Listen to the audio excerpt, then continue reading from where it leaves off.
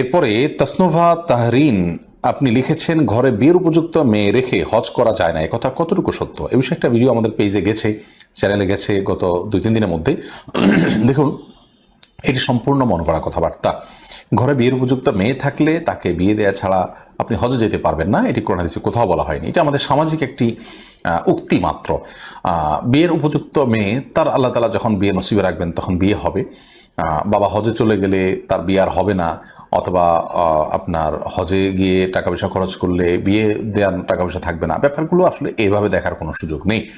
বরং বিয়ের জন্য চেষ্টা করবেন বাবা, সেটা তার কর্তব্যের অংশ। আবার হজ করবেন, সেটাও তার কর্তব্যের অংশ। হজ এটার সাথে অর্থ এবং শ্রমের সম্পর্ক, বিয়ের সাথে আপনার অর্থের সম্পর্ক কিছুটা থাকলেও আমাদের সামাজিক বাস্তবতায় মূলত তাকদীরের সম্পর্ক। অতএব কখন তার নসিবে আছে, কোন জায়গায় ব্যাটে বলে হবে, সেটা আল্লাহ ভালো জানেন। সেজন্য হজের মতো ফরজ ইবাদতকে বিলম্ব করা উচিত নয়। নবী করিম সাল্লাল্লাহু আলাইহি ওয়াসাল্লাম বলেছেন, হজ ফরজ হওয়ার পরে তোমাদের কেউ যেন হজ আদায় করতে বিলম্ব না করে, কারণ সে জানে না তার জন্য কি অপেক্ষা করছে, কোনো সমস্যা, কোনো দুর্ঘটনা ঘটে কিনা সে জানে না। এই জন্য দ্রুততার সাথে সে হজ করে। বিধায় এই যুক্তিতে হজকে বিলম্ব করা উচিত নয়। রূপানা রহমান আপনি লিখেছেন, স্বামীরা ইচ্ছা করেই কি স্ত্রীদেরকে কোনো কারণ ছাড়া তালাক দিতে পারে? ইসলাম কি পুরুষদের জন্য তালাকের মতো এমন একটি স্পর্শকাতর বিষয়কে এত সহজ করে দিয়েছে?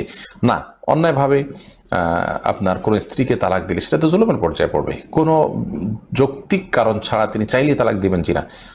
হাদিসে আসছে, আল আবগাদুল মুবাহ ইলাল্লাহি আত-তালাক, আল্লাহর কাছে সবচেয়ে অবৈধ, সবচেয়ে অপ্রিয় বৈধ কাজ হলো তালাক, যেটা আল্লাহ পছন্দ করেন না। কিন্তু নিরুপায় হয়ে মানুষ যখন দেয় সেটা দিতে পারে, জাস্ট এটুকু। এই জন্য নবী করিম সাল্লাল্লাহু আলাইহি ওয়াসাল্লাম তার কোনো স্ত্রীকে তালাক দেননি। তাদের সাথে অনেক বিষয়ে অসুবিধা তৈরি হয়েছে, তিনি সেগুলো মীমাংসা করেছেন, কিন্তু তালাকে যাননি। সাহাবা একরাম এরকম আজকাল অনেকে যেরকম দেয় কথা কথা তালাক এরকম দিতেন না। অতএব এটা কাপুরুষিত কাজ, এটি শরিয়ার নির্দেশনার পরিপন্থী কাজ। জাহিদ হাসান, আল্লাহ তাআলা তালাক যেন না হয় সেজন্য আল্লাহ তাআলা অনেকগুলো স্টেপ আমাদেরকে অবলম্বন করতে বলেছেন। যে প্রথমে আপনার নাসিহা হবে, বোঝানোর চেষ্টা হবে, মনোমালিন্য হলে, আর না হলে শাসন হবে, না হলে তৃতীয় পক্ষের আশ্রয় নিয়ে তাদের মাধ্যমে সুরাহা করার চেষ্টা করা হবে, কোনোভাবে না হলে একটা তালাক দিবে যাতে করে আবার ফেরত নেওয়ার সুযোগ থাকে। মানে অনেকগুলো স্টেপ অবলম্বন করতে হবে। তার মানে তালাক চাইলেই দিয়ে দিলাম এত সহজ বিষয় নয়। এরপরে প্রশ্ন করেছেন মোহাম্মদ ফজলে রাব্বি, আপনি লিখেছেন, অনেক রেস্তোরাঁয় এখন প্যাকেটজাত ফ্রোজেন মাংস পরিবেশন করা হয়। এই ফ্রোজেন মাংস কি হালাল? আমরা তো জানি না এগুলো যথাযথভাবে জবাই করা হয়েছে কিনা। এগুলো যদি কোনো মুসলিম দেশ থেকে আসে এবং সেখানে সার্টিফাইড থাকে কোনো হালালের বিষয়ে, তাহলে সেক্ষেত্রে সেগুলো আপনি খেতে পারেন।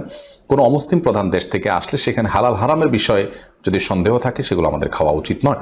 আমাদের দেশে এটি ঠিক যে রেস্তোরাঁগুলোতে নানা রকমের সুস্বাদু খাবার যে তৈরি হয়, সেখানে বিশেষ করে গরুর গোশত বা অন্য গোশতও হতে পারে যেগুলো হয়তো বাহির থেকে এসছে, এবং সেই গোশতগুলো দিয়ে রান্না করা হচ্ছে, সেগুলো আদৌ শরিয়া পদ্ধতিতে হালাল পদ্ধতিতে জবাই করা হয়েছে কিনা, বিশেষ করে যখন অমুসলিম প্রধান দেশ থেকে আসে এবং সেখানে হালাল হারামের ব্যাপারে তেমন কোনো বাজ বিচার করার যে ব্যাপারটা সেটা নিশ্চিত করা না হয়, তখন সেটি আমাদের জন্য খাওয়া জায়েজ হয় না, সেটাকে আমরা অ্যাভয়েড করব। আর যদি সেটি হালাল হওয়ার ব্যাপারে আমি নিশ্চিত হতে পারি, প্রবল সম্ভাবনাও থাকে আলহামদুলিল্লাহ, তাহলে সেক্ষেত্রে আমরা এটি খেতে পারি। কিন্তু নিশ্চিত না হলে বা সন্দেহ থাকলে সেটিকে অ্যাভয়েড করাটাই হলো তাকওয়ার দাবি।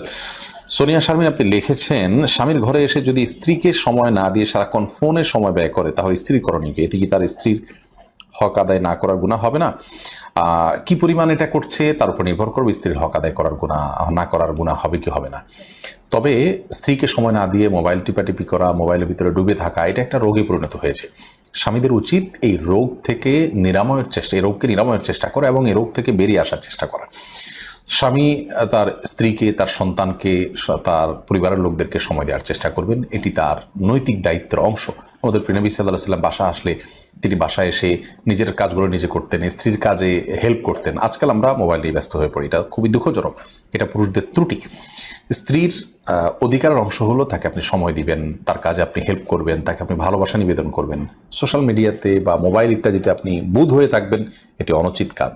একজন পুরুষ, তিনি আদর্শ পুরুষ, আদর্শ মুসলিম হতে হলে এই কাজটি তার জন্য অন্তরায়। বিধায় তিনি ধীরে ধীরে হলেও এই জায়গা থেকে বেরিয়ে আসার জন্য সংকল্প করতে হবে, নিজের বিরুদ্ধে নিজে কঠোর অবস্থানে যেতে হবে। মনির স্বাধীন আপনি লিখেছেন, ঋণ থাকা অবস্থায় ঋণ পরিশোধ না করে কোরবানি করা যাবে কি? ঋণ থাকা অবস্থায় ঋণ পরিশোধ না করে আপনি কোরবানি করতে পারেন কিনা? এর উত্তর হলো যে আপনার ঋণ দেখতে হবে কি ধরনের। আপনার ঋণটা যদি এরকম হয় যে আপনার প্রাপকের সাথে আপনার একটা চুক্তি আছে, একটা বোঝাপড়া আছে, আপনি তাকে কিস্তিতে আপনার ঋণ পরিশোধ করছেন বা একটা সময় নিয়েছেন, সেই সময় আপনি পরিশোধ করবেন, এরকম সিচুয়েশন থাকলে আপনি ঋণ দিচ্ছেন, আবার আপনি কোরবানি দিচ্ছেন, আবার ঋণ পরিশোধের মতো ব্যবস্থাপনা আপনার আছে, সেদিকে আপনি ধাপে ধাপে আগাচ্ছেন, তাহলে কোনো অসুবিধা নেই। কিন্তু যদি এমন হয় যে আপনার প্রাপকের, যার কাছ থেকে ঋণ নিয়েছেন বা যার কাছে আপনার দেনা আছে, তার পক্ষ থেকে প্রেশার আছে এবং আপনার কোরবানির টাকাটা দিলেও ঋণ কিছুটা কমে, তাতেও আপনার প্রাপক খুশি হয়, সেটা না করে আপনি কোরবানি করলে সেটা কিন্তু আপনার জন্য জায়েজ হবে না। কারণ আপনি যদি ঋণগ্রস্ত থাকেন এবং ঋণ দেওয়ার মতো কোনো টাকা না থাকে, তাহলে সেক্ষেত্রে কোরবানি নয়, আপনার জন্য ঋণ দেওয়ার গুরুত্ব অনেক বেশি। আর যেমনটা আগে বলেছি, ঋণ দেওয়ার বিষয়টি যদি একটা সিস্টেমের মধ্যে থাকে, একটা কমিটমেন্টের মধ্যে থাকে, ধরুন 1 বছর সময় নিয়েছেন, সে 1 বছর পর আপনি দিবেন ব্যবস্থা আছে, এখন আপনি কোরবানি করছেন, কোনো অসুবিধা নেই, এটি আপনি করতেই পারেন। এরপরে মাহাত হাসান আপনি লিখেছেন, বিবাহের উদ্দেশ্যে কি পাত্রের সাথে পাত্রী বোরকা বা পর্দা ছাড়া দেখা করতে পারবে? বিবাহের উদ্দেশ্যে পাত্র এবং পাত্রী একে অন্যকে দেখতে পারবে, কিন্তু সেই দেখাটার ক্ষেত্রে আপনার মনে রাখতে হবে যে কোনো অবস্থাতে যেন আপনার এই উসিলা দিয়ে আড্ডাবাজি না হয়। আজকাল অনেকে দেখা যায় যে এটাকে জাস্ট একটা উসিলা বানিয়ে তারা আড্ডা মারছে, সময় নষ্ট করছে এবং চোখের জেনা করছে এবং নিজেকে আত্মপ্রবঞ্চনা করছে যে আমি বিয়ের উদ্দেশ্যে করছি। না, বিয়ের উদ্দেশ্যে আপনি তা দেখবেন খুব সংক্ষিপ্ত একটা সাক্ষাৎ হবে, এটুকু। অনেক ওলামা ইকরাম তো বলেছেন সেখানে অন্য কেউ থাকতে হবে, কারণ শুধুমাত্র যদি মেয়ে আর আপনি একা থাকেন, তাহলে সেক্ষেত্রে লা ইয়াখলুওয়ান্না রাজুলুন বিইমরাতিন হাদিসের খেলাফ হবে, অর্থাৎ একজন নারী একজন পুরুষ যেন একাকী না থাকে, এখানে অন্য কেউ থাকবে, ছেলের মাহরাম বা ছেলের মা অথবা মেয়ের তরফ থেকে মেয়ের বাবা, মেয়ের ভাই, কেউ একজন থাকবেন।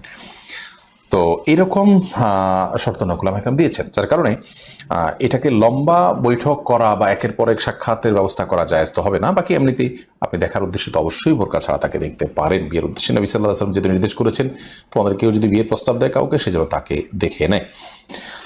আখি আরজুয়ারি থেকে আপনি লিখেছেন, বিয়ের পর স্বামী কি তার স্ত্রীর পড়াশোনা বন্ধ করে দেওয়ার অধিকার আছে?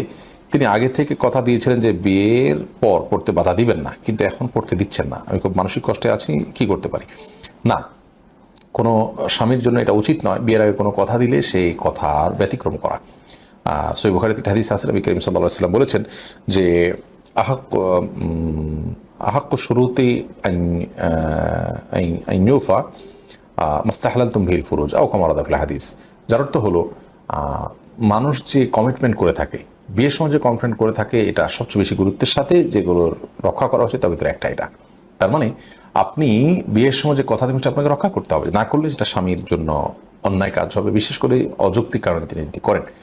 আর যৌক্তিক কারণও যদি হয়, তাহলে সেক্ষেত্রে সে যৌক্তিক কারণের মানে এই নয় যে শরিয়া গ্রাহ্য কোনো বিষয় ছাড়া তার নিজের কোনো যুক্তির ভিত্তিতে তিনি এটা নিষেধ করবেন। নো, এটা সুযোগ তার নাই। এটা তিনি করলে তিনি অন্যায়কারী হিসাবে বিবেচিত হবেন। তাকে কোনো আলেমের মাধ্যমে আপনি কাউন্সিলিং করান এবং পুরো বিষয়টা একজন আলেমের তত্ত্বাবধানে আপনার সমাধানের চেষ্টা করেন। শাহাদত পলাশ আপনি লিখেছেন, আমি একজন ই কমার্স ব্যবসায়ী, মেয়েদের পণ্যের প্রচারণার জন্য পর্দা ঠিক রেখে বিজ্ঞাপনের উদ্দেশ্যে কোনো মেয়ের ছবি ও ভিডিও ব্যবহার করা যাবে কিনা? দেখুন, পর্দা ঠিক রেখে বিজ্ঞাপনের উদ্দেশ্যে মেয়েদের ছবি ভিডিও আপনি কীভাবে ব্যবহার করবেন, এটা খুব টাফ একটা কাজ। এটা নিয়ে আমরা কাজ করেছি, আমি দেখেছি এটা জটিল থেকে জটিলতর একটা কাজ।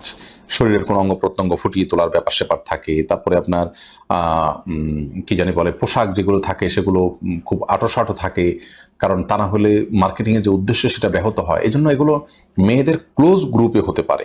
মেয়েদের ক্লোজ গ্রুপ ছাড়া এমনিতে আপনি সাধারণভাবে যদি এগুলো করতে যান, তাহলে সেক্ষেত্রে বেশিরভাগ পরিস্থিতিতেই আপনি দেখবেন যে আপনার জটিলতা দেখা দিচ্ছে এবং আপনার এখান থেকে নানামুখী হারামের পথ খুলছে।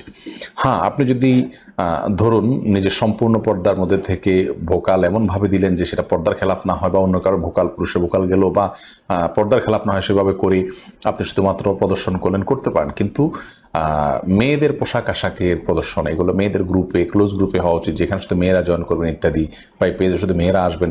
তারপরেও বিষয়গুলো খুব জটিল আসলে।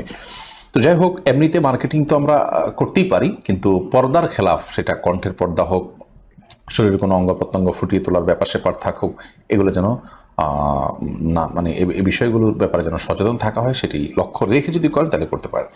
এরপর এমডি জাবেদুল ইসলাম, আপনি আমাদের টেলিগ্রামে আপনি প্রশ্ন করেছেন, বাথরুমে তো কোরআন তেলাওয়াত শোনা যায় না, কিন্তু অধিকাংশ মসজিদের নিচে বা আশেপাশে বাথরুম তৈরি করা হয়, আর ওই বাথরুম ইমাম সাহেবের কোরআন তেলাওয়াত শোনা যায়, এতে কি সমস্যা হবে? বাথরুমে কোরআন তেলাওয়াত শোনা যায় না মানে কি? এর মানে হলো যে আপনার কানে যদি চলে আসে এতে গুনাহ হবে না, কিন্তু ইচ্ছাকৃতভাবে কেউ টয়লেটে বসে নিজে তো কোরআন তেলাওয়াত করবেই না, অন্য কেউ সেখানকার মানুষকে শোনানোর জন্য বিশেষভাবে চেষ্টা করবে না, বাকি তার কারণে আওয়াজ চলে গেলে সে গুনাহগার হবে বা তেলাওয়াতকারী গুনাহগার হবে, ব্যাপারটা কিন্তু সেরকম নয়। শহীদুল, আপনি লিখেছেন, শরীকদের কারো পুরো বা অধিকাংশ উপার্জন হারাম হলে কি সবার কোরবানি বাতিল হয়ে যাবে? হানাফি মাযহাবের উলামা ইকরাম এর দৃষ্টিভঙ্গি হলো সবার কোরবানি বাতিল হয়ে যাবে যদি এখানে একটা এহরাকে দম হচ্ছে, একটা পশু জবে হচ্ছে, অথবা একটা পশু জবের আংশিক নিয়ত খারাপ হলে পুরোটাই সেটার আওতাভুক্ত হয়ে যায়। যদিও সৌদি আরবের স্কলার উলামা ইকরাম তারা এক্ষেত্রে ভিন্ন মত পোষণ করেন, তারা বলেন যে না, আল্লাহ বলেছেন ওয়াল্লা তাজরু ওয়াজরাতান উযরা উখরা, একজনের পাপের বোঝা আরেকজন বহন করবে না। যিনি হারাম উপার্জন করছেন তিনি তার পাপ বোঝা বহন করবেন, আরেকজন তিনি হারাম উপার্জন করছেন না, তার হালাল থেকে করেছেন, তিনি কেন এর দায় বহন করতে চাবেন? অতএব তাদের মত হলো যে যার উপার্জন হালাল তারটা হয়ে যাবে, যারটা হারাম তারটা হবে না। এরপর এমডি নাজমুল ইসলাম, আপনি লিখেছেন, আমার বাবা বেকার, আমরা দুই ভাই মিলে বাবার নামে কোরবানি করে গোশত ভাগ করে নেই, এতে কি আমাদের কোরবানি শুদ্ধ হবে? আপনারা যদি কোরবানি করা মানে কোরবানি আপনাদের উপরে বর্তায় এরকম না হন, আপনারা নিজেরা সামান্য পয়সা উপার্জন করেন, জমিয়ে সব দুজন মিলে বাবাকে টাকা দেন যে বাবার তরফ থেকে কোরবানি হবে, এরকম যদি হয় তাহলে সেটা বাবার তরফ থেকে কোরবানি হিসেবে গণ্য হবে, কোনো অসুবিধা নেই। আর যদি আপনারা সচ্ছল হয়ে থাকেন তাহলে আপনাদের কোরবানি আপনাদেরকে করতে হবে, বাবাকে অনার করার বিষয় না এখানে। আপনারা দুজন সচ্ছল হলে দুজনের তরফ থেকে দুইটা কোরবানি করবেন, প্রয়োজনে বাবার তরফ থেকে আরেকটা করবেন, কিংবা আপনার দুজনে আলাদা আলাদা করে দুজনের তরফ থেকে আলাদা কোরবানি করবেন, সেটাই আপনাদের কোরবানি হিসাবে যথেষ্ট হবে। তানজিদ হাসান, আপনি লিখেছেন, তাহাজ্জুদ নামাজের সঠিক নিয়ম কখন, সময় কখন? তাহাজ্জুদ মূলত ভোর রাতে ঘুম থেকে উঠে যে সালাত আদায় করা হয় রাতের শেষ প্রহরে, হোক মধ্যরাতে, কিন্তু ঘুম থেকে উঠে পড়লেন সেটাই হলো তাহাজ্জুদ। আর রাতের প্রথম প্রহরে যদি এশার পর আপনি কোনো কিছু পড়েন সেটাও এক প্রকারের তাহাজ্জুদ, সেটাকে কিয়ামুল লাইল বলা হয়। তো রাতের শেষ প্রহরে ঘুম থেকে উঠে পড়া, এটা হলো তাহাজ্জুদের মূল ফরম্যাট এবং উত্তম। তাহাজ্জুদ শব্দের অর্থ হুজুদ থেকে, এর মানেই হলো ঘুম থেকে উঠে যে সালাত আদায় করতে হয়। সুমাইয়া ইয়াসমিন, আপনি লিখেছেন, মেয়েরা কি সঠিকভাবে পর্দা করে পাবলিক ভার্সিটিতে পড়তে পারবে? সহশিক্ষা কি কঠোরভাবে হারাম? দেখুন, নিজেকে আপ্রাণভাবে পর্দাহীনতার এবং ফিতনার জায়গা থেকে বাঁচিয়ে রাখার জন্য লড়াই করে শিক্ষা অর্জন করার চেষ্টা করতে হবে নানা কারণে, বিশেষ করে ডাক্তার হিসাবে মেয়েদের যে সেক্টরগুলো আছে সেগুলোতে কাজ করার দরকার আছে, শিক্ষক হিসাবে মেয়েদের সেক্টরগুলোতে কাজ করার দরকার আছে, আর অনেক ক্ষেত্রে কাজ করার দরকার আছে। অতএব পর্দা এবং ফিতনামুক্ত এই দুটি বিষয়কে যতটুকু এনশিওর করা সম্ভব হয় নিজের সাধ্যের সবটুকু দিয়ে করে তিনি এটি করতে পারেন। আর যদি এগুলো ভয়াবহ রকমের হুমকির সম্মুখীন হয় তাহলে সেক্ষেত্রে তার জন্য এটি জায়েজ হবে না। তবে নিজের ব্যক্তিগত কোনো আপনার সিদ্ধান্ত যদি নিতে হয় এই ধরনের ইস্যুতে, তাহলে সেক্ষেত্রে একজন বিচক্ষণ বিদগ্ধ আলেমের কাছে পুরো বিষয়টা তুলে ধরে তার জন্য এক্ষেত্রে শরিয়ার নির্দেশনা কি হতে পারে সেটি ওই আলেম থেকে জানার চেষ্টা করবেন, সেই আলেমের দৃষ্টিভঙ্গিটা নিয়ে এটার উপর আমল করবেন। নিজে নিজে প্রত্যেকটা বিষয়ে এই ধরনের ক্ষেত্রে ক্যালকুলেশন করে আপনার চলাটা কঠিন হয়। এই জন্য আমরা অনুরোধ করবো এই বিষয়ে যে আশেপাশে আপনার জানাশোনা কোনো আলেমের কাছে আপনার পুরো অবস্থার বিবরণ দিয়ে তারপর আপনি ডিসিশন নেবেন। আমরা মৌলিক কথা শুধু বললাম। জাহিদ হাসান লিখেছেন, এক মেয়েকে আমার পছন্দ হয়েছে, মেয়েটিকে আমি বিবাহ করতে চাই, কিন্তু মেয়েটির নামও সাথী, আমার মায়ের নামও সাথী।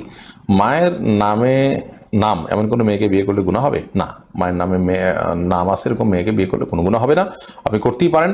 বাকি তাকে ডাকলে আপনার মা মনে করবে আপনার মাকে ডাকছেন, ব্যাপারটা তো সেরকম না, মাকে তো আপনি নাম ধরে ডাকেন না, কোনো অসুবিধা নেই ইনশাআল্লাহ। এতে আমরা এই ধরনের বিষয়গুলোকে অনেক জটিল করে ফেলি, মোটেও এরকম এগুলো জটিল কোনো বিষয় নয়। আপনি আপনার পরিবারে একটা সন্তানের নাম আছে আব্দুল্লাহ, আরেকটা সন্তানের নাম আব্দুল্লাহ, মানুষ রাখতে চায় না, কোনো অসুবিধা নেই। এটা ডাকলে হয়তো কখনো একটু ধোঁয়াশা তৈরি হবে, হোক, তাতে কি আসে যায়, অনেক কিছুতে ধোঁয়াশা তৈরি হয়, এটাতে আমাদের বড় কোনো ক্ষতি হবে বাট সেরকম নয়। এজন্য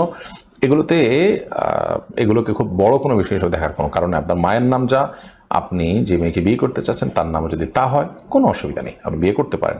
প্রয়োজনে তার একটা ডাকনাম ইউজ করলেন যদি আপনার কাছে ডাকতে খারাপ লাগে। রুনা লাইলা বোন, আপনার প্রশ্ন হলো, এমন অনেক আমল আছে কোরআন হাদিসে যার কোনো প্রমাণ নেই, কিন্তু সে আমল করে কেউ ফল পেয়েছেন, এমন আমল কি করা যাবে? ফল পাওয়া বলতে কি, আপনি কোনো আমল করে দুনিয়াবি কোনো উপকারিতা পেয়েছেন এই তো? তো আমরা তো আসলে আমল করব আল্লাহ তাআলার সন্তুষ্টির উদ্দেশ্যে, নবী করিম সাল্লাল্লাহু আলাইহি সাল্লামের কাছ থেকে আজর পাওয়ার উদ্দেশ্যে।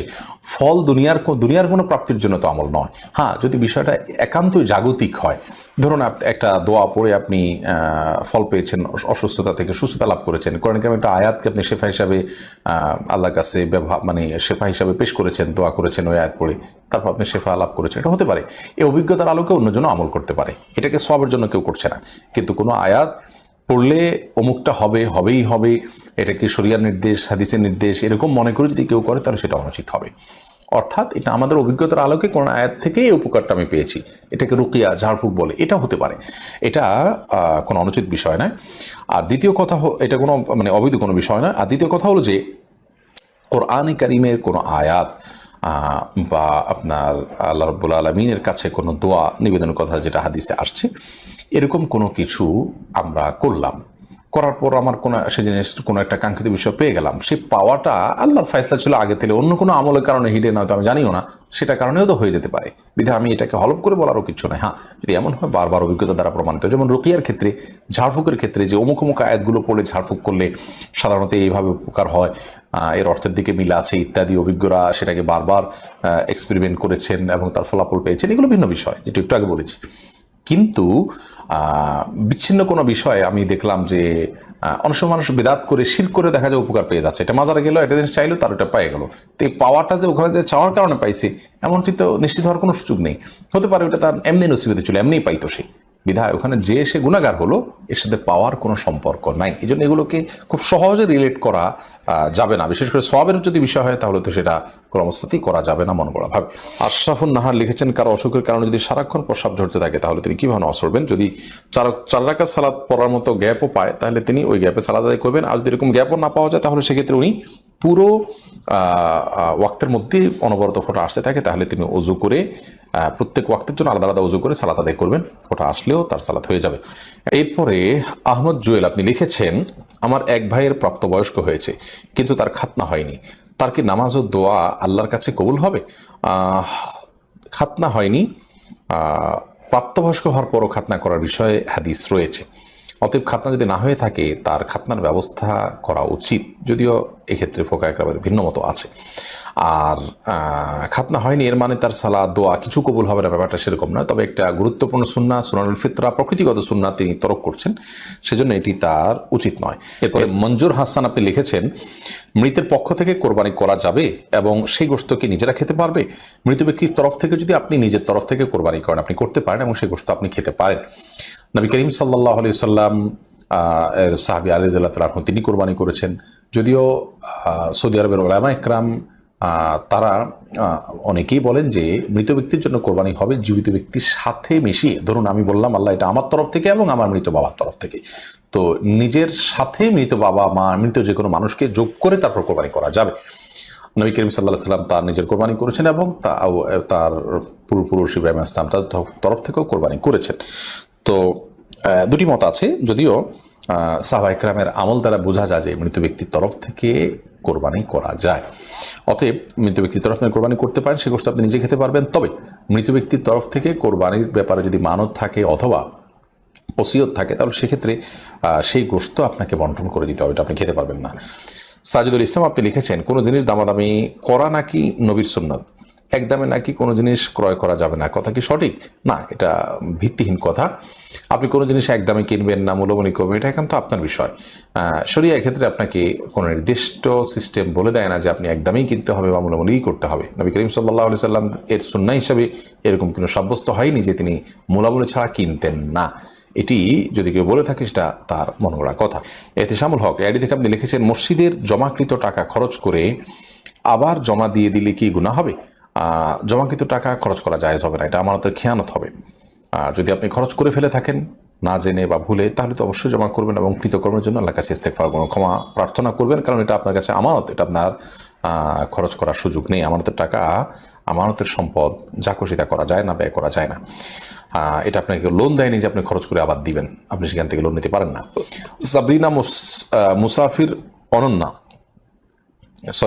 সাবরিনা মুসফিরাত অনন্যা এডি থেকে আপনি লিখেছেন, আমার আম্মু রাতে ওষুধ খেয়ে ঘুমিয়ে থাকেন, এর ফলে ফজরের ওয়াক্ত শেষ হওয়ার পর তিনি ঘুম থেকে উঠেন, এতে তার ফজরের নামাজ মিস হয়, এমত অবস্থা আমার করণীয় কি? রাতে যদি তার ঘুমের ওষুধ খেতেই হয়, এমন সময় খাবেন যাতে করে দ্রুত শুয়ে পড়েন এবং তার উঠে ফজর পড়তে অসুবিধা না হয়। অসুবিধা হলে আপনি তাকে ডেকে দিবেন ফজর সালাত আদায় করার জন্য। নিয়মিত এরকম ওষুধ খাবেন আর দেরি করে সালাত আদায় করবেন ওয়াক্তের পরে, এটা জায়েজ নাই। ইন্না সলাতা কানাত আলাল মুমিনিনা কিতাবাম মাওকুতা, নিশ্চয়ই সালাত মুমিনদের জন্য নির্দিষ্ট সময় আদায় করাটাকে আবশ্যক করা হয়েছে। মানে চাইলেও আমরা এটা করলাম, সুযোগ নেই। আজকাল অনেকে আমরা আছি এমন রাত 12টা 1টা 2টায় শুয়ে পর উঠতে পারলাম না, নিয়মিত এরকম হতে থাকে। আল্লাহ মাফ করুক, এটা আমাদের ভুল। আল্লাহ আমাদের প্রতি রহম করুন, আমাদেরকে আল্লাহ ক্ষমা করুন। আমাদেরকে এই অবস্থা থেকে বেরিয়ে আসতে হবে। হ্যাঁ, যদি এমন হয় যে আপনি প্রায় সময় এরকম হয় না, বরং মাঝে মধ্যে এরকম হয়, তাহলে সেটা ক্ষমার যোগ্য হতে পারে।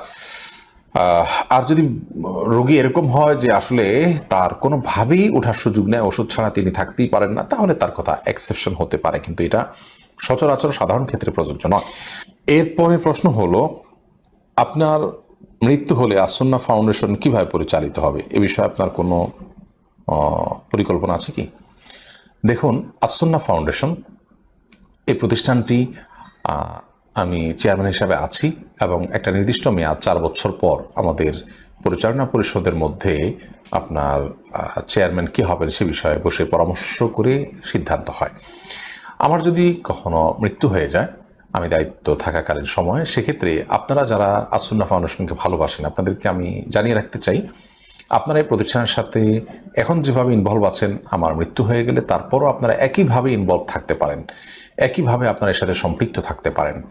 বিশেষ করে আসন্না ফাউন্ডেশনের সেক্রেটারি জেনারেল হিসাবে এমন এক আল্লাহর বান্দা আছেন যিনি তার নিজের তরুণ মানুষ বয়সে কম্পিউটার ইঞ্জিনিয়ার ব্যাকগ্রাউন্ড, আবার হিফজ ইত্যাদি করে অ্যারাবিক লাইনে পড়াশোনা করে নিজস্বভাবে এগিয়েছেন। তিনি আলহামদুলিল্লাহ তার অনেক কিছুকে ত্যাগ করেছেন, ব্যবসা বাণিজ্য ইত্যাদি অনেক কিছুকে স্যাক্রিফাইস করে তার জীবনের প্রায় পুরো সময়টা বলতে পারেন, ব্যক্তিগত সময়ের বাইরে পুরো সময়টা তিনি ফাউন্ডেশনে দিয়ে থাকেন এবং আমানতদারিতার সাথে, বিচক্ষণতার সাথে তার সিদ্ধান্ত নেওয়ার অসাধারণ ক্ষমতা আছে আলহামদুলিল্লাহ।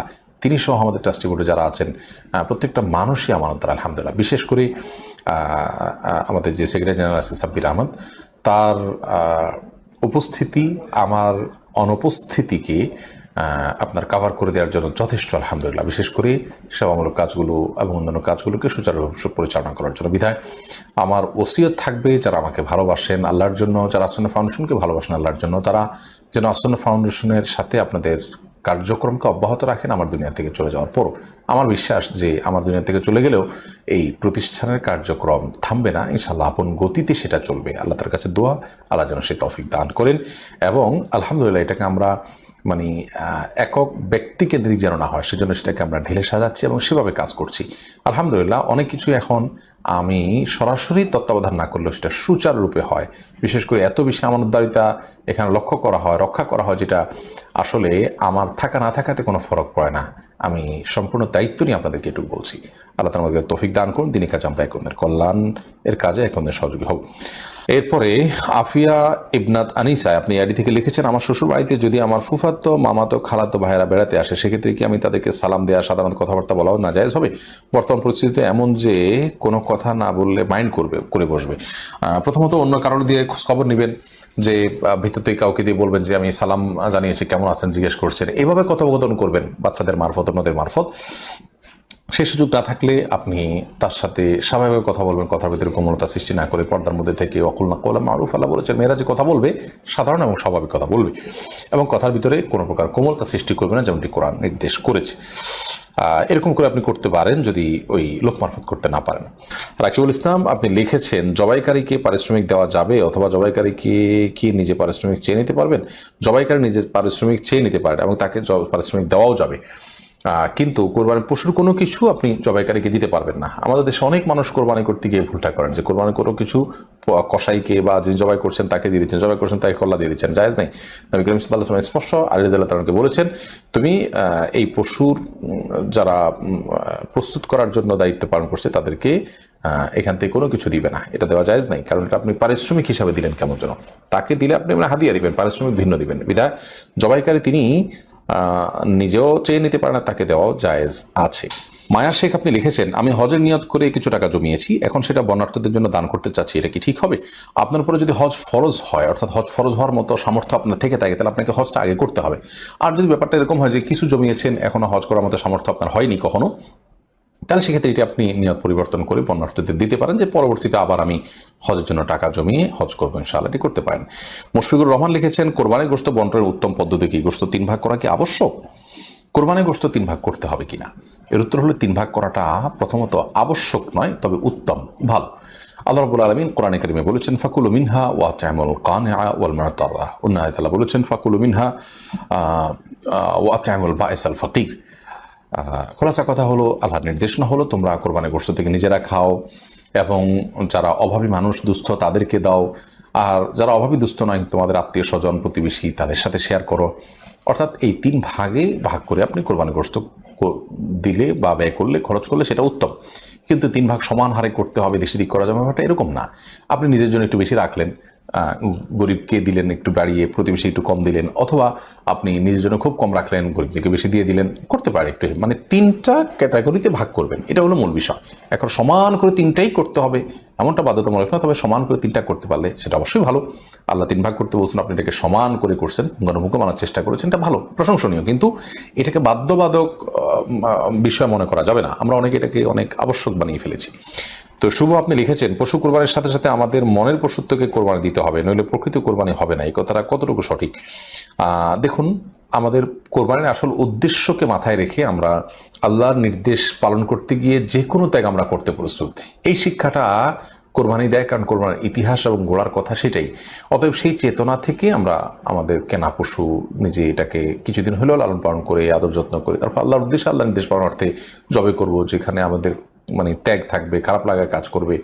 এই সিম্বল থেকে আমাদের সব ক্ষেত্রে আল্লাহ নির্দেশ পালন করতে গিয়ে যে ত্যাগ করতে হয়, সে শিক্ষাটা আমরা ধারণ করব। এটি মৌলিক কথা। কিন্তু একেবারে মনের পশুত্বকে কোরবানি করবেন, হ্যাঁ, না হলে এমনি কোরবানির কোনো অর্থ নাই, এইগুলা অনেক ক্ষেত্রে অতিরঞ্জন হয়। বিশেষ করে কোরবানি বিদ্বেষীরা সরাসরি কোরবানি তো বিরোধিতা করতে পারে না, তো এই ধরনের কথা ঘুরিয়ে পেঁচিয়ে বলে। তো এটা কোন উদ্দেশ্যে বলছে, কথার আগপাশ দেখলে সেটা অনুভব করে, আপনার অনুমান করে বলা যায় না। এমনি তার আগে আপনি লিখেছেন, আমার পরিবারের 4 সদস্য একটি ছাগল দিয়ে কোরবানি করলে হবে কি? আপনার 4 সদস্য বলতে আপনার স্ত্রী, ছেলে মেয়ে, তারা যদি হয়, তাহলে সেক্ষেত্রে আপনার ছোট বাচ্চা কাচ্চা থাকলে তাদের তরফ থেকে আপনি পরিবারের কর্তা হিসাবে, আপনি উপার্জনকারী, আপনার উপর কোরবানি বর্তায়, সেই হিসাবে আপনি কোরবানি করবেন। এটা ছাগল দিলেই যথেষ্ট হবে ইনশাআল্লাহ তাআলা। নবী সাল্লাল্লাহু আলাইহি ওয়াসাল্লাম হাদিসে বলেছেন, প্রত্যেক পরিবারের তরফ থেকে একটি করে কোরবানি বর্তায়। কিন্তু পরিবারে যদি একাধিক সদস্য, তারা তাদের ভিন্ন ভিন্ন ইনকাম থাকে, আলাদা আলাদা সামর্থ্য থাকে, তৌফিক থাকে, তাহলে সেক্ষেত্রে সেটি ভিন্নতর বিষয়। এই হলো। মাহমুদুল আইডি থেকে লিখেছেন, কোনো অংশীদারের নিয়ত গলদ হলে কি কোরবানি নষ্ট হয়ে যাবে? হানাফি মাযহাব অনুযায়ী সবার কোরবানি নষ্ট হয়ে যাবে, যদিও আর ওলামা ইকরাম বলেছেন না, যার যার আমল তার একজনের পাপের বোঝা একজন বহন করবে না। করিম চৌধুরী আপনি লিখেছেন, কোরবানির পশুতে আকিকা নিয়ত করা যাবে কিনা? এই বিষয়ে আমরা বারবার উত্তর দিয়েছি। আকিকা 7ম দিনে করা সুন্নাহ, কোরবানির জন্য আকিকাকে অপেক্ষা করা অনুচিত। এই জন্য কোরবানি এবং আকিকা পৃথক পৃথক হবে, এটাই হলো সুন্নাহ সম্মত। মাহফুজুল হক শিমুল আপনি লিখেছেন, অন্য দেশ থেকে চোরাইভাবে আসা গরু কিনে কোরবানি করা জায়েজ হবে কি? জটিল প্রশ্ন। বিশেষ করে আমাদের পার্শ্ববর্তী দেশ ভারত থেকে কোরবানি গরু আসে, একসময় অবশ্য অনেক বেশি আসতো, এখন আলহামদুলিল্লাহ আমরা আমাদের দেশীয় গরু পর্যাপ্ত পরিমাণে পাই বাজারে, সেটা দিয়ে কোরবানি করতে পারি।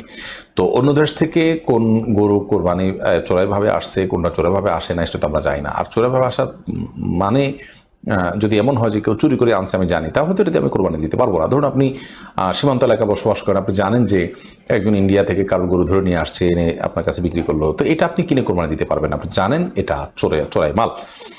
কিন্তু ব্যাপারটা যদি এরকম হয় যে যার গরু তিনি বিক্রি করেছেন, আরেকজন কিনেছেন, কিনে তিনি বিক্রি করেছেন, জাস্ট এটার রাষ্ট্রীয় যে নিয়ম, প্রসিডিউর, সেটা মেনটেন করা হয়নি, তো এটাকে আমরা আমাদের রাষ্ট্রীয় আইনের ভাষায় বা সামাজিক ভাষা চোরাই বললেও এটা ওই অর্থে আপনার চোরাই নয়, অর্থাৎ আরেকজনের জিনিস আমি চুরি করে বিক্রি করলাম, সেরকম নয়। তো এই অবস্থায় এটা দিয়ে কোরবানি দিলে কোরবানি হবে ইনশাআল্লাহ তাআলা। হাবিব হাসান আপনি লিখেছেন, কোরবানি গোশত ফ্রিজে বা কোনো উপায়ে সংরক্ষণ করা বা জমিয়ে রাখা যাবে কিনা? যাবে, এ ব্যাপারে কোনো শরীয়তে নিষেধাজ্ঞা নেই। আপনি শুকিয়ে রাখতে পারেন, ফ্রিজে রাখতে পারেন, জমিয়ে রাখতে পারেন, কিন্তু সবগুলো ফ্রিজে উত্তোলন করে রাখা, গরিবকে, প্রতিবেশীকে দেওয়ার ব্যাপারে আপনার খুব বেশি আগ্রহ না থাকা, এগুলো সন্দেহাতীতভাবে কোরবানির যে উদ্দেশ্য সেটাকে নষ্ট করে দেয়। সাইদুল ইসলাম আপনি লিখেছেন, আমাদের গ্রামে কোরবানি দেওয়ার পর সবাই গোশতের 3 ভাগের 1 ভাগ মসজিদে জমা করে, অথবা সেখান থেকে আবার গরিবদেরকে এবং এলাকার সব বাড়িতে, এমনকি নিজ যিনি কোরবানি দিয়ে মসজিদে গোশত পাঠিয়েছেন তার বাড়িতেও পাঠানো হয়। পদ্ধতি সঠিক না, এটা ভুল পদ্ধতি। বিশেষ করে এই যখন এটাকে বাধ্যবাধকতার মধ্যে আনা হয়। হ্যাঁ, আমি আমার কোরবানি গোশত কোন গরিবকে দিব না দিব, কাকে বাড়িয়ে দিব কমায় দিব, হয়তো আমি আত্মীয় স্বজনের মধ্যে কাউকে দিব, কিন্তু না, আমাকে আপনি বাধ্য করছেন যে আপনি দিয়ে দেন, এটা উচিত নয়। সবাই যদি উইলিংলি এটা করে, ধরুন একটা গরু 7 জন মিলে করলেন, যে ঠিক আছে 7 জনই ঐক্যবদ্ধ হলেন যে আমরা এটা করবো, এবং কেউ এখানে লজ্জা পড়ে রাজি হয়েছেন, ব্যাপারটি এরকম না। এরকম যদি হয় তাহলে সেক্ষেত্রে সেটি জায়েজ হতে পারে, অন্যথায় এটি কিন্তু গুনাহের বিষয় হতে পারে। বিদায় বিষয়ে আমাদেরকে খুব সাবধান হতে হবে। এরপর আনিকা তাহসিন উপমা এআইডি থেকে আপনি লিখেছেন, আমার 2 সন্তানের জন্য 7.5 ভরি করে স্বর্ণ জমা রেখেছি, এগুলো ব্যবহার করি না, সেগুলোর কি জাকাত দিতে হবে? সবার জন্য যদি 7.5 ভরি করে জমা রেখে থাকেন তাহলে সেটা জাকাত দিতে হবে, কারণ সম্পদের জাকাত আসে ব্যক্তির উপর না। এটা একটা মত, ফোকা একরামের আরেকটা মত হলো যে না, আপনার যেহেতু ওরা অপ্রাপ্ত বয়স্ক, ওদের যদি মালিক বানায় দেন, এটা মালিক তারা, তাহলে সেক্ষেত্রে তাদের জাকাত আসবে না, কারণ শরীয়তের বিধিবিধান তাদের উপর প্রযোজ্য হয় না। কিন্তু এ কথা অধিকতর যুক্তিসঙ্গত, যেটা প্রথম উল্লেখ করেছে, অর্থাৎ সন্তান ছোট হোক বড় হোক শিশু হোক, জাকাতটা মূলত সম্পদের উপরে আসে, বর্তায়। বিধায় আপনি তার সন্তানের তত্ত্বাবধায়ক হিসাবে সম্পদের অন্যান্য খরচ যেরকম আপনি বহন করেন, তার সম্পদের জাকাতও আপনি দিবেন। 7.5 ভরি করে যদি প্রত্যেক সন্তানের জন্য থাকে, আর যদি 2 জনের জন্য 7.5 ভরি থাকে তাহলে তো জাকাত আসবে না, যেহেতু কারোরই নেশাব পরিপূর্ণ হচ্ছে না। শাহিন আইডি থেকে আপনি লিখেছেন, আল্লাহ যাতে দ্রুত হজে যাওয়ার তৌফিক দান করেন, এজন্য কোনো দোয়া আছে কি? বিশেষ বা সুনির্দিষ্ট দোয়া তো নেই, কিন্তু আপনি আল্লাহ তাআলার কাছে সাধারণভাবে দোয়া কবুলের সময়গুলোতে করবেন, দোয়া আল্লাহর কাছে চাওয়াগুলোকে পেশ করবেন, চোখের পানি ফেলবেন, নিজে একটু একটু করে পয়সা করে জমাবেন, চেষ্টাটা আপনি করবেন অন্তত যে আল্লাহ রাব্বুল আলামিন যেন আপনাকে তৌফিক দান করেন। শামসুন নাহার আপনি লিখেছেন, হুজুর ছেলের রোজগারের টাকা দিয়ে হজ করলে, হুজুর আপনি আমাকে সম্বোধন করে লিখছেন, ছেলের রোজগারের টাকা দিয়ে হজ করলে আমার হজ আদায় হবে কি না? ছেলের রোজগারের টাকা যদি আপনাকে দান করে যে মা তুমি হজ করো, তাহলে আপনি এই টাকা দিয়ে হজ করতে পারেন, আপনার হজ আদায় হয়ে যাবে। অর্থাৎ আর্থিক বিষয় যদি হজ, কেউ অর্থটা যদি আপনাকে দিয়ে দেয়, তুমি করে আসো নিজের হজ নিজে, তাহলে সেক্ষেত্রে আপনার হজ আদায় হয়ে যাবে। আর যদি কেউ টাকা দিয়ে বলে যে আমার পক্ষ থেকে তুমি করে আসো, তাহলে এটা বদলি হজ হবে, তাহলে তার নিজেরটা হবে না। সাকিবুল বখতিয়ার আপনি এর থেকে লিখছেন, চিপসের প্যাকেটে আরবি লেখা থাকলে সে প্যাকেটটা কি করব? আরবি লেখাতে যদি কোরআন হাদিসের কোনো আয়াত না থাকে, তাহলে আপনি অন্য 10টি কাগজের ঠোঙা বা আপনার প্লাস্টিকের ঠোঙা যেভাবে ব্যবহার করেন সে ব্যবহার করতে পারেন, কোনো অসুবিধা নেই। আরবি লেখা থাকলেই যে সেটাকে আপনার বিশেষ সম্মান করতে বাধ্য, ব্যাপারটা সেরকম নয়। আরবি লেখায় খারাপ কিছুও থাকতে পারে আর সাধারণ কিছুও থাকতে পারে, এগুলোর বিধান যা লেখা আছে সেটার উপর ভিত্তি করেই হবে। তবে লেখা জোকা এগুলো অপমানজনকভাবে পায়ের নিচে যেন এবং অপমানজনকভাবে ময়লা ইত্যাদিতে না পড়ে, সেটা জ্ঞানের প্রতি যে আমাদের ভাষার প্রতি, জ্ঞানের প্রতি যে আমাদের শ্রদ্ধা থাকা উচিত, তার অংশ হিসাবে এটি সকল ভাষার ক্ষেত্রেই যথাসম্ভব খেয়াল করা উচিত। এরপর রোকসানা পারভেন্সি আইডি থেকে আপনি লিখেছেন, আমার নিয়ত ছিল জিলহজের 9টি রোজা রাখবো, কিন্তু অতিরিক্ত জ্বর ও শারীরিক অসুস্থতার কারণে যদি সবগুলো রাখতে না পারে তাতে গুনাহ হবে না। নিয়তের বরখেলাফ হয়ে গেলে ইচ্ছার বাইরে গুনাহ হবে না, কিন্তু আপনি পাক্কা নিয়ত রেখেছেন, এরপর অসুস্থতার কারণে রাখতে পারেন, এর কারণে বরং আপনার সওয়াব হবে। নবী সাল্লাল্লাহু আলাইহি ওয়াসাল্লাম বলেছেন, মান হাম্মা বিহাসানাতিন ফালাম ইয়ামালহা আও লাম ইয়ামালহা, যে ব্যক্তি ভালো কাজ করার জন্য প্রতিজ্ঞা করেছে কিন্তু এটা করতে পারল না, তো তার জন্য এর বিনিময়ে আল্লাহ তাআলার তরফ থেকে সওয়াব লেখা হবে, যেহেতু তিনি প্রতিজ্ঞা করেছেন এবং চেষ্টা করেছেন। বিধায় আশা করি যে আপনি যেহেতু পাক্কা নিয়ত করেছেন, আপনার নিয়ত যদি খাঁটি হয়ে থাকে, আল্লাহ তাআলা আপনাকে এর জন্য আজর দান করবেন। বন্ধুরা, আল্লাহর দ্বীন প্রচারের স্বার্থে ভিডিওটি সাবস্ক্রাইব ও শেয়ার করে অন্যদের আমল করার সুযোগ করে দিলে আপনিও সওয়াব পাবেন এবং আমরাও আরো নতুন নতুন ভিডিও বানাতে উৎসাহ পাবো। জাযাকুমুল্লাহু খায়র। আল্লাহ হাফেজ।